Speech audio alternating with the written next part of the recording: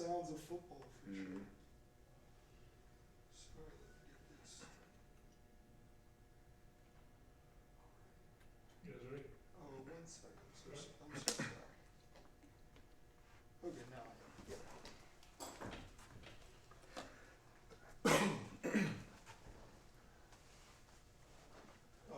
Do we sit in with questions first? Is that cool? Like to make a statement? Oh, Yeah, I mean, obviously day two, ready to get back out there. You know, I think this off season was long for our kids just because of how we finished the year defensively. That our identity wasn't what it was to start the season last year, and I think it's left a bad taste in everybody's mouth. And the kids are eager to change that and get back out there. So we've had two really energetic practices.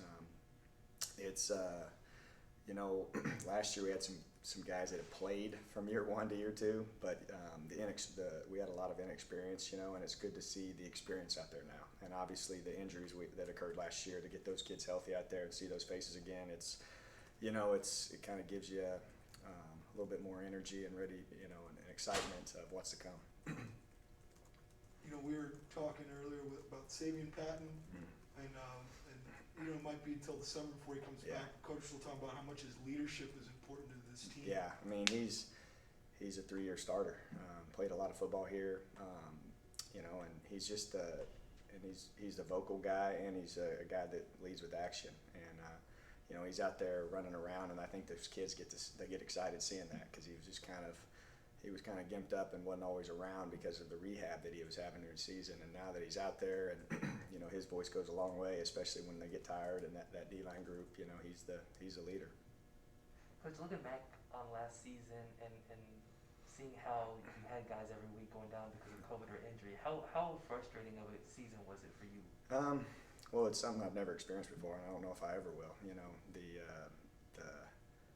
kind of had the idea of what to expect, and you worked really hard to have plans each week if you lost some guys. I think the thing that was a little bit more devastating was just the true season-ending injuries, and having to move guys, and then having guys play different positions. It's hard to play college football and get a bunch of reps at the same position over and over and over again. That's how you get better. And then when you've got to take your two safeties and move them to corners and start games, you just can't be as good as you want to be. But there's some things that towards the end of the year that we could have been better at, for sure. Even with the guys we had out there, and they know that. And we've taken a look at kind of ourselves a little bit schematically, and got some tweaks here and there, and then we're excited to getting the kids a little bit more excited and more involved in, and be a little bit different phase of defense next year, hopefully. When you say you're starting to see the experience out there, what are some specifics that you see? Well, we've got it's a kind of a two-way street. You've got the young D linemen like Jordan Revels and Nico, who are growing up and playing a lot of football. But then you also have, the three inside backers played a lot of football, but the two behind him, Josh Emanuel and Kenny Haynes, are guys that are pushing them now.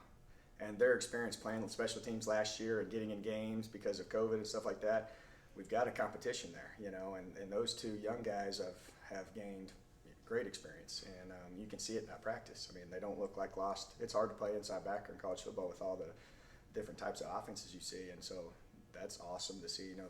That's another example of experience. It may not be starting games, but they played now. That's not new to them. And the DBs, they got thrown in the fire last year, so to speak, and they were playing. It was musical chairs with them, but now that we've got a little bit more depth back there, they're getting comfortable with the positions, and hopefully we can continue to see them improve, because they've got some talent. Is there a position on this defense that you aren't not worried about, but can't quite put your finger on personnel-wise? No. I would say the thing that we're focused on right now is we've got let's see, I think 6 new guys, and we've got the ability to bring in another 6 to 7, 8 guys depending on where we're at. And I think we're looking at where the depth issues can be. I think that's the biggest issue with us at certain positions. At DB especially. If we've got some safety bodies, but corners right now, if you lose one, now you've got down to 3 or 4 type deal, and we're hoping to bring another one of those guys in. Up front, we're a guy or two away too. We had guys play last year that we're starting on the scout team the first week against SMU. You know, so that's kind of the issues we're trying to fix amongst the position groups. You know, but from just a returning core, I'm excited about everywhere. You know, the rush position, the outside backer position, is the one that's probably the most inexperienced. But we've got newcomer DeMarquise Hayes and London Harris are doing a good job. We've also moved Isaiah Nixon and John Emanuel to that position, and I've been very pleased. Obviously, their pads haven't been on, but I'm excited to see what they do Saturday. So we're hoping that position can get fulfilled with those bodies, and maybe bring another one there too. What's a position that you're not really concerned about the depth that you have there? Well, after last year, I don't think I can actually say that about any position. But I think the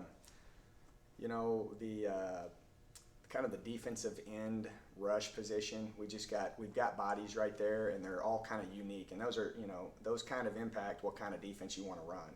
If you want to be more of a 4-man front to a 3-man front type of deal, and so seeing how they progress, we're obviously going to do both, and we're committing a little bit more to a certain one, and we're going to see if they can handle it. And obviously, if they can't, certain guys right now, then we got to progress another direction. You got a new coach on your staff too, with Coach Gamble at linebacker. Pretty interesting deal to get him almost from G5 to G5. He already had a job. One like you found a guy who didn't have a job. It's kind of a interesting hire. Yeah. What about him intrigued you and wanted you to bring him on this team? Well, I've got to know him over the years in recruiting, and I was looking for a guy to really help me with the daily process, and then we're working through possibly transitioning from me to the field or the press box, depending on how that goes this spring. And I needed a guy that kind of understood me and could compliment me, and he has been awesome. It's been a perfect fit for me. He wants more of a role, and he's gonna have that role here. He's a veteran coach. He's obviously he was a great player at linebacker. I've been joking. I think he was a better inside linebacker than Archie was at Texas A&M. Statistically, yes. I checked. But they're both awesome, and I think Brian's done a great job. It's been a quick, easy transition. The kids love him, and he's perfect compliment for me for what I'm looking for, just to help with scheme and things like that. Coach, we're also talking to Binky Coleman today. Mm-hmm. He came in kind of late last year. How much of a boost did he give y'all once he was healthy? Yeah, I mean, he's like one of the, he's a guy that truly benefited from the COVID year, because obviously he was expected to sit out that season, and since it became a free year, when he was cleared from rehab, he was able to help us. Obviously, when you come off a knee injury, he was hobbled around a little bit there and didn't play as many snaps, just because of the toll it would take on his knee. But I was talking to him in the hallway just now, and he looks totally different, than what he finished the season at. And he's a guy that's been around, and he understands, where this program's at and where he wants to have this place. He wants to go out with it doing something special, and I think the daily maturity that he brings, the daily drive, the experience, just being an older guy, he's a leader. He's excited to put some good stuff on tape as a senior, and I can't wait. I mean, he's definitely going to be a good player for us. Nick McCann comes in. Did you coach him at all at Tech? So you're pretty familiar with him? Mm-hmm. So Nick, Nick, we recruited Nick at Tech, and he's another guy that's, my last year, I think he had a couple sacks against Texas. He's a guy that can play a lot of positions, and he's a big guy. He's 325 pounds, and we need big bodies. We need to get bigger up front, and we brought in him and Deontay Washington, who, I don't know if you've seen him, he looks the part out there too, and has had a great 2 days, especially being a junior college transfer. He fits right in. You wouldn't know that he's not behind. He's physically one of our better, those are the 2 strongest guys up front in the weight room, and they're going to provide a lot of support and help inside. But Nick is experienced, played a lot of football at a high level, and so he's also got some leadership to him. Him and Savion complement themselves each other. They're kind of got the same mindset. You know, they've got 1 year left. They want to give it, you know, all, and they want to put some good things on tape and see what happens. You know.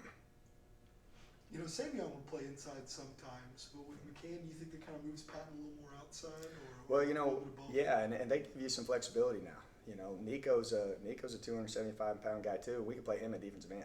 You know, we can get bigger up front now with those guys, and we're looking.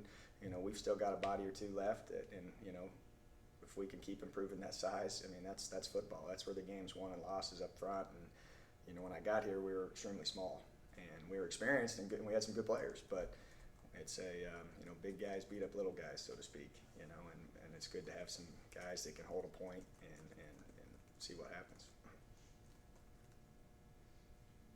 Anything else? All right, thank you, Zach. Awesome, guys. Good to see you, man. Finally. Dude, let's get it